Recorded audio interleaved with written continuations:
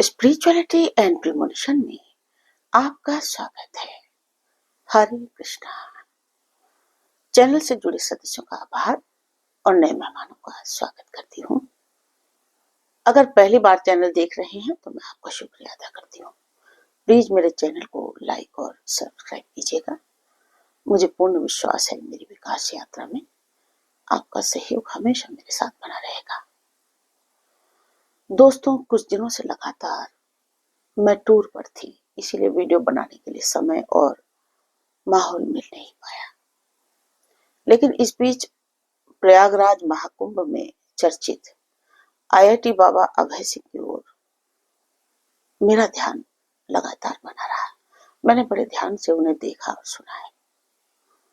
देखिए, हम सनातनी हैं। धर्म के प्रति आस्था और विश्वास हमें ईश्वर की उपस्थिति का एहसास करवाता रहता है। चर्चित अभय सिंह की उच्च शिक्षा, अध्यात्म से जुड़े वक्तव्य और वेशभूषा में मैंने साक्षात शिव को देखा। वो कैसे अध्यात्म की राह पर चल पड़े और यहाँ तक पहुंचने की समय अवधि और कारण और उनकी जीवनी को भी हम सभी देख रहे हैं, पढ़ रहे हैं। मैं आचार्य प्रशांत को भी सुनती हूँ। संघर्ष तो आचार्य प्रशांत जी ने भी किया और आज भी संघर्षरत है। उनके सानिध्य में कई युवाओं की सोच बदली है, महिलाओं की सोच बदली है और आज वो जीवन की सच्चाई को जान रहे हैं, समझ रहे हैं और एक अच्छा जीवन जी रहे हैं। आचार्य प्रशांत को अपने आईएएस पिता की छत्र छाया मिली और उनके पिता ने अपने पुत्र की विलक्षण प्रतिभा को पहचान लिया। इसीलिए आचार्य प्रशांत की राह पर उनके माता पिता कभी रुकावट नहीं बने। लेकिन अभय सिंह के साथ ऐसा नहीं हुआ। उन्हें समय पर सही दिशा निर्देश नहीं मिले और वो बिल्कुल अकेले पड़ गए और फिर वो सत्य की खोज में घर त्याग कर निकल पड़े। लगभग 3-4 वर्षों से गुरुओं के सानिध्य में धार्मिक स्थलों से जुड़े, पद यात्राएं की। जैसा कि उन्होंने बताया कि उनका पास्ट बहुत दर्दनाक था।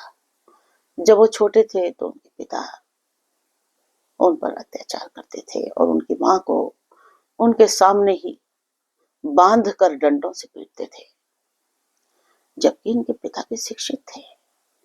और देखिए, वो एक बेटी के पिता भी हैं, अभय सिंह की बड़ी बहन। तो ये तो निश्चित है कि जब बेटे ने घर में हिंसा देखी होगी तो अभय सिंह की बड़ी बहन ने भी हिंसा देखी होगी। लेकिन स्त्री के अंदर सहन शक्ति और धैर्य होता है। वो विपरीत परिस्थिति में भी समझौता कर रिश्ते को बचाने का अंत तक प्रयास करती रहती है। जैसे अभय सिंह जी की माँ, उनकी माँ भी बच्चों की खातिर जुल्म सह रही थी। लेकिन बेटे ने आज दुनिया के सामने इन मायावी रिश्तों की पोल खोल कर रख दी है। अब उनके पिता की शक्ल जरा ध्यान से देखिएगा, कितने मासूम नजर आते हैं।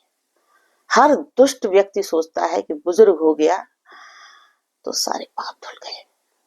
बच्चों को भी यही सिखाया जाता है कि माँ बाप तो भगवान का रूप होते हैं और हम लोग विचलित हो जाते हैं जब कोई बेटा अपने बुजुर्ग माँ बाप पर जुल्म करता है। लेकिन उनका कभी इतिहास टटोल लेना। जब उन माँ बाप की जन्मपत्री आप निकालोगे तो पता लग जाएगा आपको कि जवानी में उन्होंने कितने अत्याचार अपने जीवन साथी, परिजनों और बच्चों पर किए। लेकिन जब वही कर्म सामने आए तो अपने बुढ़ापे का विक्टिम कार्ड खेलने लगे। अरे, जब औकात नहीं है तो क्या जरूरत है बच्चे पैदा करने की।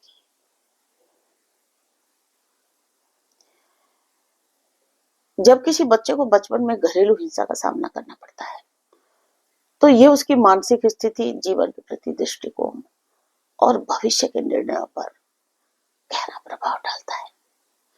इस तरह के अनुभवों से वो भावात्मक रूप से आहत हो सकता है और उसे अपने जीवन में शांति और संतुलन की फिर तलाश शुरू हो जाती है। जिस तरह अभय सिंह जो आजकल प्रयागराज महाकुंभ में IIT बाबा के नाम से चर्चित हो रहे हैं, क्या यह निर्णय उन्हें विरक्ति, वैराग्य दिलाने वाला था या उन्हें अब मोक्ष की प्राप्ति हो गई है? ये सवाल न केवल उस व्यक्ति के मानसिक और भावनात्मक विकास को समझने की कोशिश है, बल्कि समाज में गहरे मानसिक संघर्षों की ओर भी इशारा करता है। घर से विरक्त होकर धार्मिक स्थलों की ओर भागना अभय सिंह के लिए एक शरण स्थली की तरह था, जहां उसे बाहरी दुनिया से मुक्ति और आत्मिक शांति प्राप्त करने का अवसर मिला। ये ध्यान देने योग्य है कि ऐसे फैसले अक्सर केवल एक पल की प्रेरणा से नहीं होते, बल्कि गहरे मानसिक संघर्ष और आत्मीय पीड़ा से उपजते हैं। बचपन में घरेलू हिंसा से उत्पन्न घाव और अंदर की अशांति व्यक्ति को आत्म संवेदनशीलता और आत्म खोज की ओर धकेल सकती है। जिंदगी में ऐसे अनुभवों से गुजरने के बाद व्यक्ति को यह महसूस होता है कि उसे बाहरी दुनिया के संघर्षों से अधिक महत्वपूर्ण है अंदर की शांति और समृद्धि। इसीलिए बाबा बनने के इस मार्ग में वो मोक्ष की दिशा में एक कदम मान सकता है, क्योंकि इस प्रक्रिया में वो अपने आंतरिक आक्रोश, दर्द और मानसिक संघर्षों से मुक्ति पाने की कोशिश करता है। व्यक्ति की मुक्ति का सबसे बड़ा कारण स्वयं की समझ है। किसी भी बाहरी संस्थान, आस्थाओं, परंपराओं या आध्यात्मिक व्यवस्थाओं के बिना आत्म जागरूकता और स्वयं की पूरी समझ से ही व्यक्ति को मानसिक शांति और मुक्ति मिल सकती है। उनके अनुसार जब हम अपने मानसिक प्रोग्रामिंग, भय और सामाजिक सांचे से मुक्त होते हैं, तभी हम सच्चे रूप से स्वतंत्र हो पाते हैं। यदि हम इस दृष्टिकोण को देखें तो किसी भी बाहरी माध्यम से मोक्ष प्राप्त करना, चाहे आप प्रयागराज या हरिद्वार जाएं या किसी गुरुकुल में प्रवेश करें, ये सिर्फ एक अस्थायी समाधान हो सकता है। सच्ची मुक्ति अपने भीतर की पहचान और पूर्ण स्वतंत्रता में ही निहित है। इस दृष्टिकोण में बाहरी साधन केवल एक आंतरिक खोज को प्रेरित करने वाले होते हैं, लेकिन यदि व्यक्ति स्वयं के भीतर की वास्तविकता को नहीं समझता तो वो कभी भी सच्चे मोक्ष की प्राप्ति नहीं कर सकता। इसीलिए यदि हम उस व्यक्ति की स्थिति पर विचार करें जिसने घर-बार छोड़कर वैराग्य लेने का निर्णय कर लिया, तो ये समझना जरूरी है कि उसने ये कदम शायद आंतरिक शांति की खोज और बाहरी संघर्षों से मुक्ति पाने के लिए उठाया है। लेकिन वास्तविक मुक्ति बाहरी साधनों से नहीं, बल्कि अपनी आंतरिक स्थिति को पूरी तरह से समझने और आत्मज्ञान प्राप्त करने से होती है। अंततः यह कहना गलत नहीं होगा कि जिस भी व्यक्ति ने बैरागी बनने का निर्णय लिया, उसे आंतरिक शांति और विरक्ति की ओर एक मार्ग मिला। लेकिन सच्ची मुक्ति तभी संभव है जब व्यक्ति अपने भीतर की गहरी समझ और जागरूकता को हासिल करेगा। देखिए, बच्चों की मानसिकता और व्यक्तित्व पर उनका पालन पोषण और पारिवारिक वातावरण गहरा असर डालते हैं, और घर में चल रहे घरेलू हिंसा और संघर्ष बच्चों के मानसिक स्वास्थ्य को प्रभावित करते हैं और उनके व्यक्तित्व में नकारात्मक परिवर्तन ला सकते हैं। घरेलू हिंसा का बच्चों पर नकारात्मक प्रभाव पड़ता है, जिससे वे विवाह और रिश्तों के प्रति नफरत करने लगते हैं या फिर चतुर चालाक लोगों द्वारा इस्तेमाल होते हैं, गलत निर्णय लेते हैं। घर में होने वाली हिंसा, चाहे वो शारीरिक हो या मानसिक, बच्चे में गहरे मानसिक घाव छूट सकती है। जब बच्चे अपनी माँ या पिता को हिंसा का शिकार होते देखते हैं तो उनका मन यही सोचने लगता है कि रिश्तों में हिंसा और असहमति होना स्वाभाविक है। इससे बच्चे रिश्तों को नफरत की नजर से देखने लगते हैं। जब बच्चों को एक विकृत वातावरण में पाला जाता है तो वो इस मानसिकता को जीवन भर अपने साथ लेकर चलते हैं और यही मानसिकता उनके विवाह और व्यक्तिगत संबंधों पर भी असर डालती है। बच्चों में विवाह को लेकर नफरत और भय की भावना पैदा हो जाती है। वो सोचते हैं कि विवाह हमेशा संघर्ष, हिंसा और मानसिक शोषण का कारण बनता है, जैसा कि उन्होंने अपने परिवार में देखा। वो सोचते सारी दुनिया ही ऐसी है। इससे वो लोग विवाह से दूर रहकर अकेले रहने की या किसी और रूप में स्वतंत्रता प्राप्त करने की कोशिश करते रहते हैं। कई बच्चे तो विवाह के संस्थान को ही नकारने लगते हैं कि विवाह चीज ही गलत है और अपने जीवन में ऐसा कोई रिश्ता स्थापित करने से बचते हैं। एक वास्तविक उदाहरण के रूप में भारतीय समाज में कई बच्चों का पालन पोषण ऐसे परिवार में होता है जहां घरेलू हिंसा तो एक आम बात है, रोज का काम है। उदाहरण के लिए एक बच्चा जो अपने माता पिता के बीच झगड़े और मारपीट का गवाह बनता है, जब वो बड़ा हो जाता है तो उसे किसी भी रिश्ते में विश्वास नहीं रहता। वो ये मानने लगता है कि विवाह सिर्फ तनाव और मानसिक परेशानियों का स्रोत है और ऐसे रिश्ते से बचने के लिए वो अपने जीवन को एकल रहने की दिशा की ओर ले जाता है। इसी तरह कई बच्चे घरेलू हिंसा से बचने के लिए समाज से कट जाते हैं और आत्मनिर्भर बनने की कोशिश करते हैं ताकि वो किसी प्रकार के शोषण और हिंसा से बच सकें।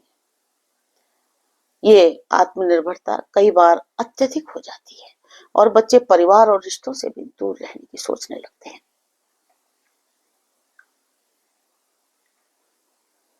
बच्चों को एक स्वतंत्र और बिना डर के वातावरण में बड़ा होने का अवसर मिलना चाहिए। यदि बच्चे हिंसा और असहमति से बचकर प्रेम और समझ से भरे वातावरण में पले बढ़े तो वो सही दृष्टिकोण के साथ रिश्तों को देख पाएंगे। बच्चों को सच्चाई, प्यार और सहिष्णुता की शिक्षा दी जानी चाहिए ताकि वो जीवन को एक सकारात्मक दृष्टिकोण से देख सके और अच्छे संबंध स्थापित कर सके, क्योंकि घरेलू हिंसा बच्चों पर गहरा असर डालती है और उनकी मानसिकता को विकृत करती है। बच्चों का पालन पोषण एक शांतिपूर्ण, समझदार और संवेदनशील वातावरण में होना चाहिए ताकि वे अपने जीवन को स्वस्थ तरीके से जी सके और सकारात्मक संबंधों का निर्माण कर सके। हमारे धार्मिक स्थलों में एक चुंबकीय आकर्षण है।